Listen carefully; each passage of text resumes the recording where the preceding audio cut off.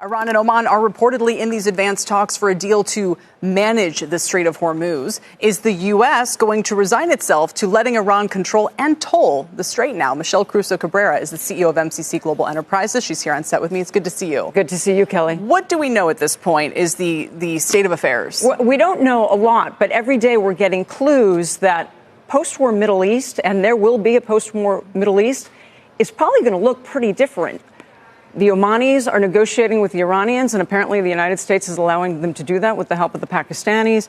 Trump says he's low-keying it. Bessent has said just this past week that the strait isn't going to matter in 2 years because all of these other countries are making plans to get their oil in different ways, and there's new pipelines, et cetera. And then you add to that there's the fact that there's people within the Pentagon who very much want the United States to withdraw from the Middle East and spend most of the Pentagon's efforts on dealing with China. But wait, to withdraw, this is interesting, to withdraw from the Middle East altogether, or to kind of lean out of, I mean, do they feel its mission accomplished, so to speak, with the Iran war? Let's start with the Strait of Hormuz. We defend the Strait of Hormuz since President Carter was in office because back then, when the Middle Eastern producers denied us oil, it was catastrophic for the United States.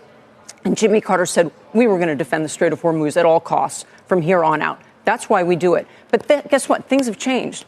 We're now self-reliant. We have all the oil that we need. Does it drive oil prices higher? Yes. However, look, they closed the Strait of Hormuz. And oil's at 82. Yeah. 82. Yeah. I mean, it's not catastrophic. And for years, for decades, we thought it was going to be catastrophic. When you look at all the evidence and then add to that these reports that maybe we don't have enough ammunition, you start to see a path where maybe the United States says, we have our oil. The rest of the world is figuring it out. We need ammunition for something else. We've pushed back the Iranians by probably 10, 20 years when it comes to being able to produce a nuclear weapon. So you could see a very different, especially with the attitude that the president and Treasury Secretary Bessent saying, it's not going to matter in 2 years. And straight. Perhaps this wasn't the way they envisioned Probably not the state of affairs. But if they leave now, I mean, the U.S. presence in the Middle East is the subject of endless criticism, discussion over the years. It's driving the midterms right now, and some of the candidates that are winning who are saying this makes no sense. And so if they were to turn, and how do they, quote unquote, leave? I mean, are we literally talking about that or something more?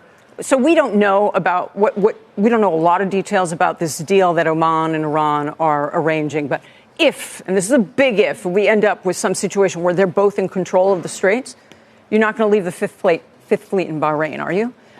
So you have to start thinking logistically about these things. I think there are people at the Pentagon who think, actually, maybe that wouldn't be such a bad idea. Wow. Actually, so we could be on the cusp of a very big change, even as we see this kinetic activity every single day.